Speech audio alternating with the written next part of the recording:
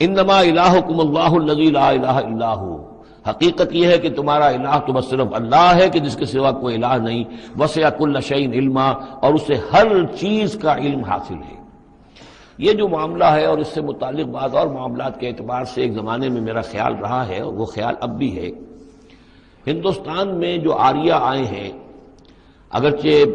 جہاں تک مین بلک ان کا ہے وہ میں سمجھتا ہوں کہ حضرت حام کی نسل سے ہیں، لیکن ان میں کچھ گڈمڈ ہیں کہ جو کچھ اسرائیلی بھی ہیں، اور چونکہ جو ایکسوڈس ہوا ہے مصر سے 1400 برس قبل مسیح، گویا کہ آج سے 3500 برس قبل، تقریباً وہی زمانہ ہے جب ہندوستان میں آریہ آئے ہیں۔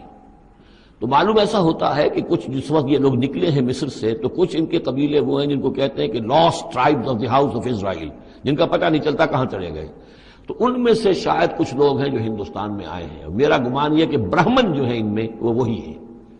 یہ لوگ وہ ہیں کہ جن کے ہاں وہ سارے کسٹمز ہیں۔ اب دیکھیے جو کچھ کہ حضرت موسیٰ علیہ السلام نے سامری کے بچڑے کے ساتھ کیا، یہ اپنے مردے کے ساتھ وہی کرتے ہیں۔ انہوں نے اس کے بچڑے کو جلایا، جلا کے راکھ کیا، راکھ اسے سمندر کے اندر پھیلا دی، یہی یہ وہ کرتے ہیں۔ اپنے مردے کو جلائیں گے، جلا کے اس کی راکھ لے جائیں گے، وہ کہیں گنگا میں پھینکیں یا کسی اور جگہ پھینکیں یا سمندر میں پھینکیں، بالکل وہی معاملہ کرتے ہیں۔ جس طرح وہ بچڑے کی پرستش اور اس کے تقدس ان کے دلوں میں تھا، وہ بھی ان کے دلوں میں بھی ہے۔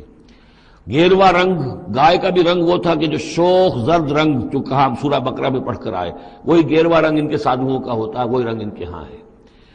اور پہاڑ کا سر اٹھا لینا سر کے اوپر، ہنومان جی کا ان کا جو کانسیپٹ ہے کہ پورے پہاڑ کو اٹھا کے وہ لے آئے، تو یہ معلوم ہوتا ہے یہ بھی کوئی بدلی ہوئی شکل ہے اسی روایت کی کہ جو ہم نے تمہارے وَنَتَقْنَا الْجَبَلَ فَوْقَكُمْ، تمہارے اوپر ایسے اٹھا لیا تھا جیسے سائبان ہوتا ہے۔ تو بہت سی چیزیں جو ہے ملتی ہیں، اور میرا گمان ہے کہ اپنشدز جو ہیں ان میں صحف ابراہیم کی بگڑی ہوئی شکلیں موجود ہیں۔ قرآن مجید میں صراحت سے مذکور ہے صحف ابراہیم و موسیٰ۔ اب موسیٰ کے صحیفے تو یہ 5 ہمارے پاس ہیں موجود، تحریف شدہ ہیں، the first 5 books of the old testament یہ صحف موسیٰ ہے،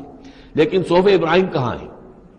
ان کا کوئی ذکر بھی ہمیں موجود نہیں ہے، ہمارے پاس علم میں نہیں ہے۔ لیکن میرا گمان ہے، کیونکہ ایک زمانے میں نے کچھ ان کا مطالعہ کیا تھا تو مجھے محسوس ہوا تھا کہ ان میں توحید کا جو پہلو بہت ہی نمایاں ہے، تو معلوم ہوتا ہے کہ شاید یہ حضرت ابراہیم کے صحیفوں کی کوئی اثرات ضرور یہاں تک پہنچے ہیں۔ آیا یہ وہی صحیفے ہیں یا نہیں ہے، یہ بات دوسری ہے۔ بہرحال یہ چیزیں جو میں نے آپ کو گنوائی ہیں وہ سالہ پرستی ہے، لامساس، یہ انٹچیبلٹی، ان کی ایک قوم وہ ہے جس کو ہاتھ نہیں لگ سکتا، ہاتھ لگ گیا تو بھرشٹ ہو جائے گا۔ اسی طریقے سے مردے کا معاملہ، زرد رنگ کا معاملہ، ہنومان کا پہاڑ کو اٹھا لینا، یہ ساری چیزیں جو ہیں اسرائیلی تاریخ کے واقعات سے ان کا ایک تعلق ہے۔